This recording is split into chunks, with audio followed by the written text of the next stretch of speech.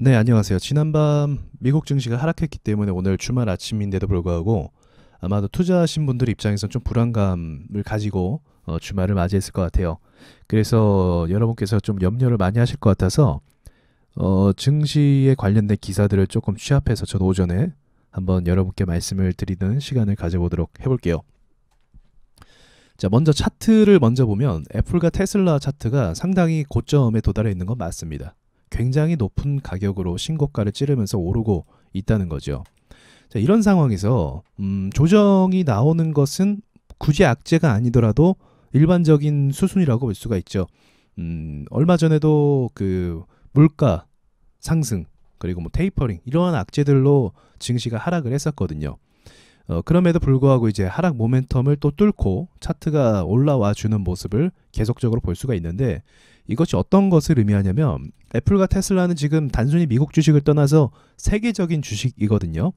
미국 시장이 세계에서 증권 비중을 차지하는 게 55%입니다. 세계 증시에서. 우리나라는 진짜 얼마 안 되고요. 미국은 한 55%가 돼요. 그러니까 총 모든 주식들을 다 합쳐서 절반 이상이 미국 주식이라는 거예요. 세계의 모든 주식 중에. 그 중에서 최고가 또 뭡니까? 애플과 테슬라잖아요. 현재 상승하는 속도나 사람들에게 수익을 많이 준 회사들, 그리고 경쟁력이 있는 회사, 이 두 회사가 지금 세계 증시를 대표하는 모습이라는 거죠. 그래서 이 두 회사를 먼저 차트를 여러분께서 유심히 보는 게 중요하다는 말씀을 드리고 싶었어요. 상승 모멘텀, 최근에 애플이 특히나 크게 상승을 했는데, 이 상승 힘을 보았을 때, 자 보시면 저항을 한번 소화하고 간 것이 아니고 단번에 뚫어갔습니다. 이건 무슨 의미일까요? 이건 호재, 매수세, 이걸 절대 무시할 수 없다는 거예요. 모멘텀.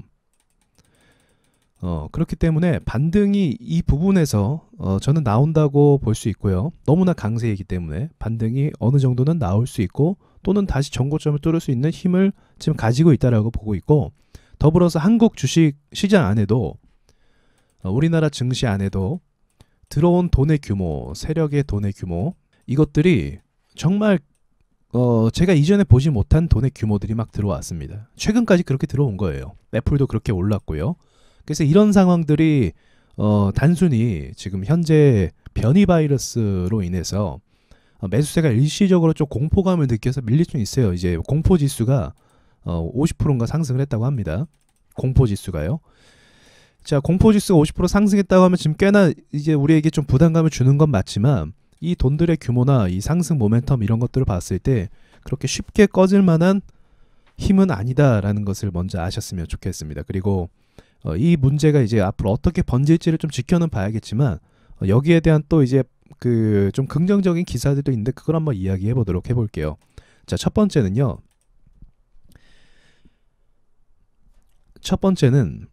화이자 측에서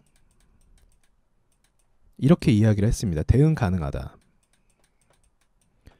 2주간의 분석, 누바이러스, 누변이 분석을 하고, 그리고 100일 안에 치료제 생산 가능하다. 백신이죠. 백신. 이에 대한 대응할 수 있는 백신을 만들 수 있다라고 이야기를 했습니다. 그러니까 지금 어느 정도 그 코로나 그 바이러스가 지금 뭐 문제가 그거잖아요. 백신 소용없다.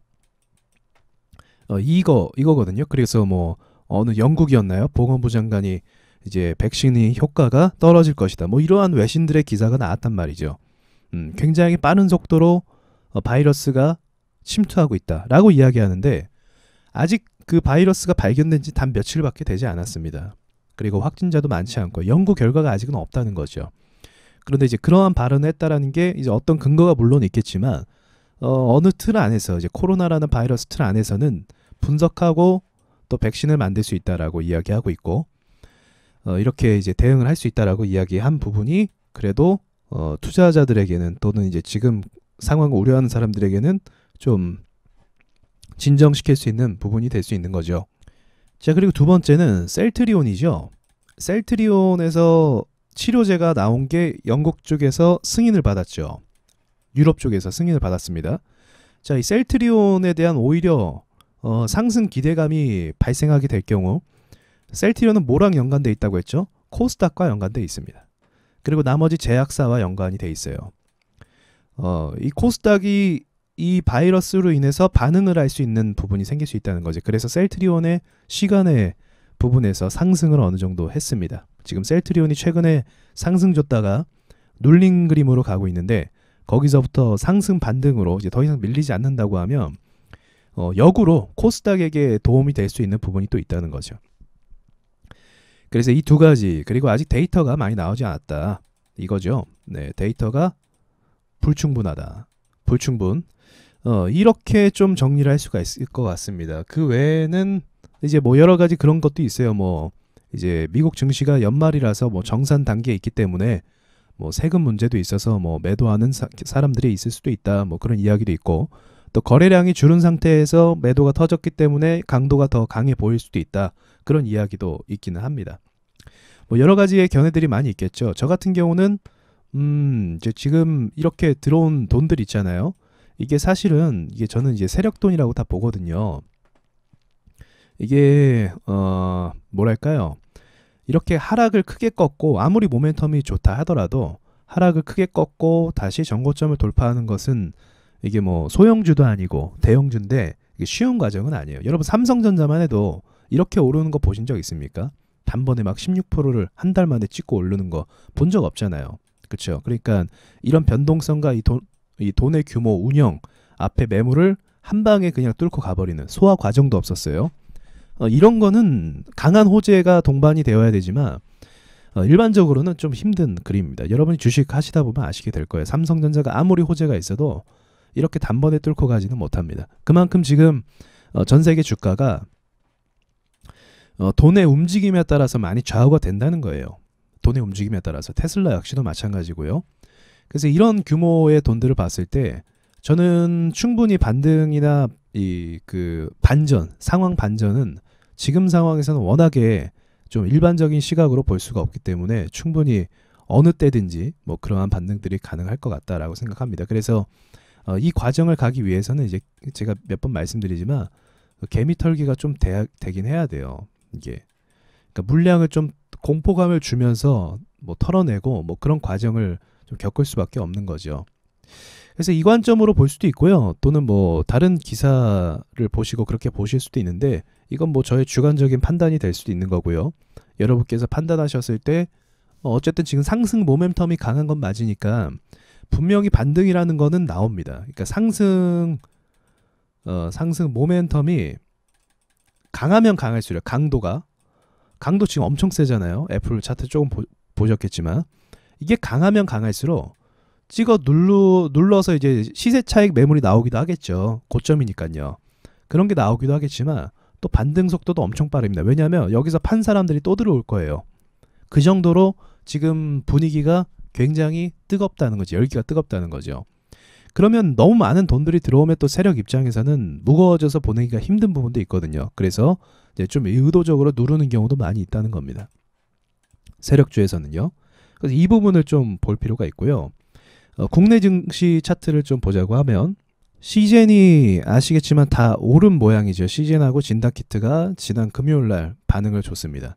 자, 그런데 신기한 건 좀 뭐냐면 누바이러스에 대한 누바이러스에 대한 부분은 조금 뒤늦게 나왔잖아요. 사실 어제부터 이야기가 돌기 시작한 거잖아요. 저 누바이러스 처음 들었어요. 그런데 이제 시젠이 수요일부터 반응을 했다는 거죠. 수요일부터. 시젠 하면 진다키트의 그 우량주 그 선발주잖아요. 선발주. 근데 먼저 반응을 줬다는 거죠. 그리고 좀 쉬었다가 그 다음 또 반응을 준 이런 그림을 볼 수가 있습니다. 한국 확진자는 4,000명이었어요. 4,000명 가지고 반응할 주식은 아니거든요. 3,000명대도 가만히 있었던 주식인데 4,000명에서 반응을 했다는 겁니다. 위드 코로나 가니까요.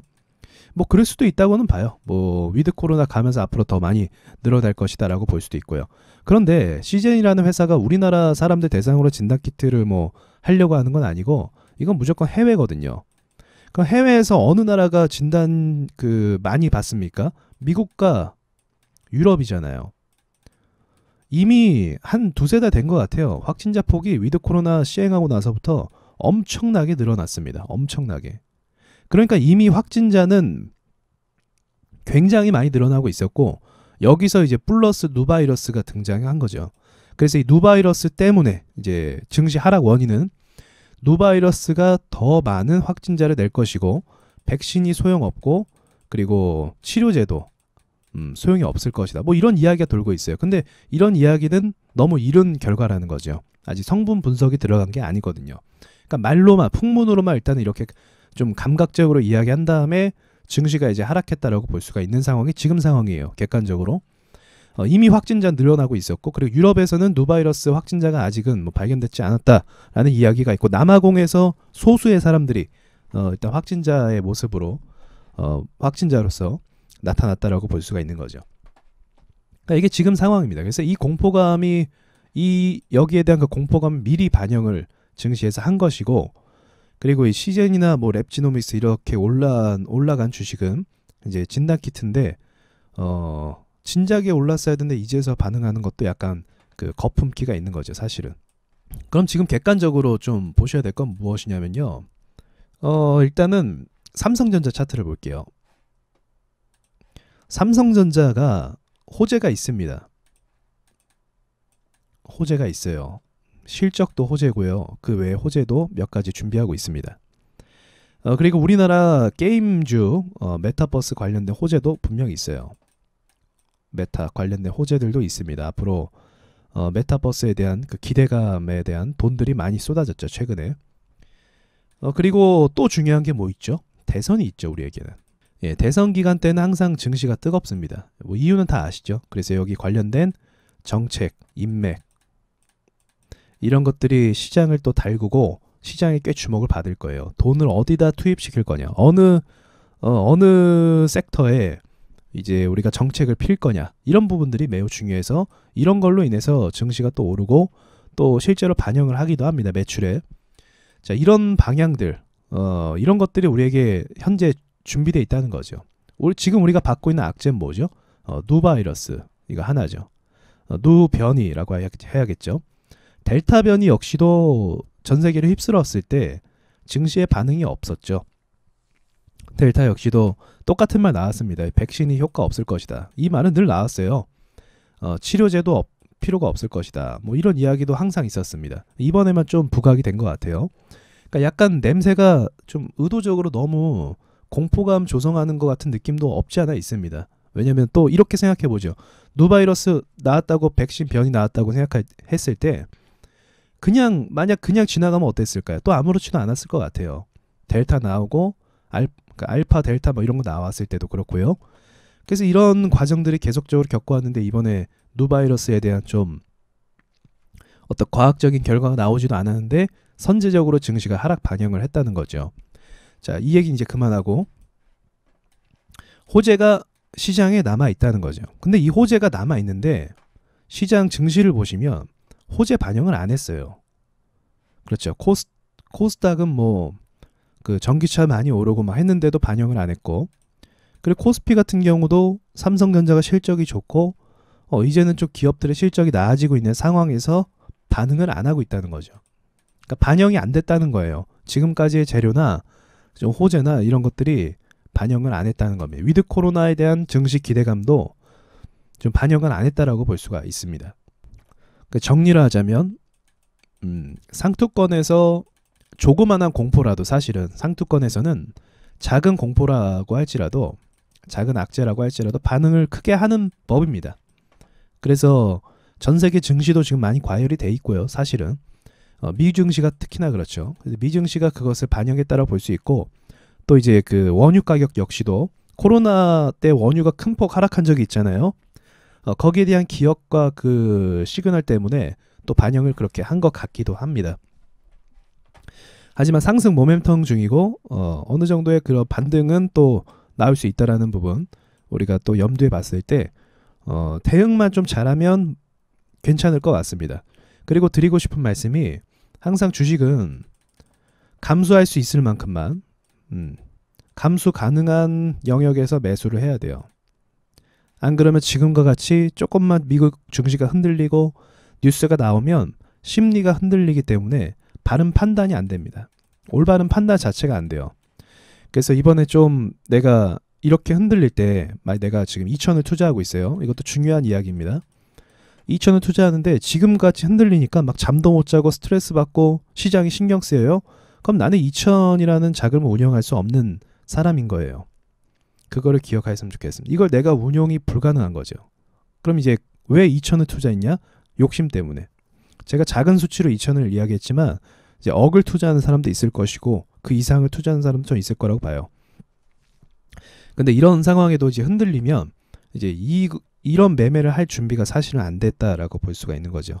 그래서 너무 두려워하기보다는 시장을 좀 제가 늘 말씀드리잖아요. 좀 냉정하게 객관적으로 그래 대응 자리를 항상 생각해 놓고요. 내가 어디서 자를까? 어디서 비중을 줄일까를 좀 생각해 보시는 게 좋을 것 같고요. 말씀드렸지만 다음 주가 좀 중요합니다. 다음 주 안에 이제 이게 별거 아니면 바로 회복해서 반등이 나올 거라고 보고 있습니다. 악재는요. 또 재료는요. 이거 세력 마음이에요. 진짜로. 세력이 누바이러스가 별거 아니라고 얘기해도 세력이 밀어내면 별거가 됩니다. 이거 웃겨요. 시장이. 그래서 이게 분석이 잘 안 될 때가 있는 거예요. 그러니까 우리가 알고 있는 상식으로 안 갈 때가 많은 겁니다. 근데 또 세력이 악재가 커요. 실제로. 근데 주가 올려요. 그냥 신고가. 그러면 그것도 악재가 아닌 거예요. 웃기죠. 그러니까 다음 주에 이게 별거 아니라면 강반등이 나올 가능성이 높아요. 이제 모멘텀을 가늠했을 때 얘기하는 겁니다. 지금 들어오는 돈이나 속도나 삼성전자 속도 보십시오. 갭 띄웠을 때 힘 좋죠. 이 힘이 있는 거예요. 지금 이 힘이 시장에 있는 겁니다. 애플 급등시켰죠. 그 힘이 시장에 지금 유효한 거예요. 일주일 만에 뭐 사라지지 않아요. 그런 돈들이. 그래서 강반등을 예상해 볼 수 있다는 거죠. 그러나 반대로 이렇게 힘이 들어왔는데 세력들이 이제 너네 나 좀 나가. 코로나 악재 띄웠으니까 이제 나가 하고 방치해 놓는다. 그럼 어떻게 될까요? 사람들이. 무서워서 던지는 사람들이 있겠죠. 반등이 안 나오니까. 그럼 어떻게 되죠? 악성 매물이 됩니다. 이게 악성 매물이 돼요. 그러면 2, 3개월 정도 시간을 끌면서 보합을 갈 가능성도 있어요. 확실하게 털어내기 위해서. 이러면 진짜 안 좋은 시나리오죠. 우리한테. 어쨌든 뭐 우리에겐 대선이 또 있습니다. 지금 이제 3개월 남았죠. 이제부터 막 종목이 튀어오르기 시작할 거예요.